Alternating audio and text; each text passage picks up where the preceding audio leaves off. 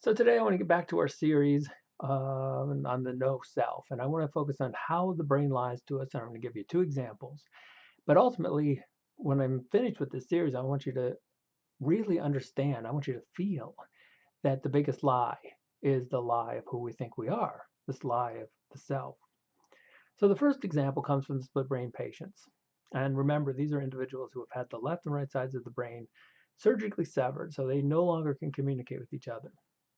And the experimenter would send a bunch of commands to the right side of the brain, simple things like stand up, and the patient would do this. And then the experimenter would ask the patient, why did you just stand? Now, keep in mind, the left side of the brain is the talking side. So it was the one that could actually verbally respond. Also, it was totally clueless as to why any of this took place. But the point is that these patients, their left brain, effortlessly, as if it were made to do this, came up with a plausible but completely fictitious reason why they just stood up. They would say things like, well, my leg fell asleep and I needed to get up, or I got thirsty and I needed to get a drink. Okay, now someone might say, well, these are split brain patients. So let's bring it back to, quote, normal people. So another very famous study took place with normal people, and it was a preference study. So they would take a bunch of different objects, and they were all pretty much of the same quality. And most people are unaware that we have a right side bias. So all things being equal, most people just like the thing on the right. And this is why, of course, if you watch commercials, you'll see that the thing they're trying to sell you is almost always on the right side. But the thing is, most of us are unaware of this. So they would ask people, okay, which object do you like the most? And just like they could predict, almost everyone liked the one on the right.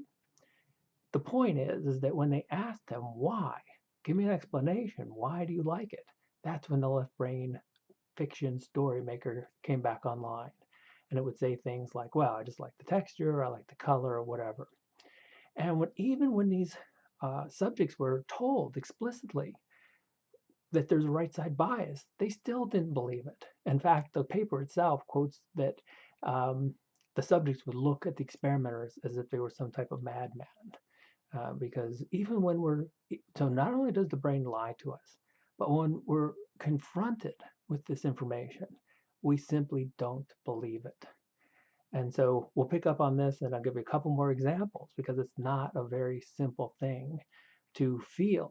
I mean, you can process it intellectually, but to get to the point where you start to feel that the story of who we think we are is also one of these lies that the brain is telling us. It can be a pretty radical shift in the way you experience life, but it's also a wonderful shift because all the problems that come along with the story also uh, fade away as soon as the story fades away.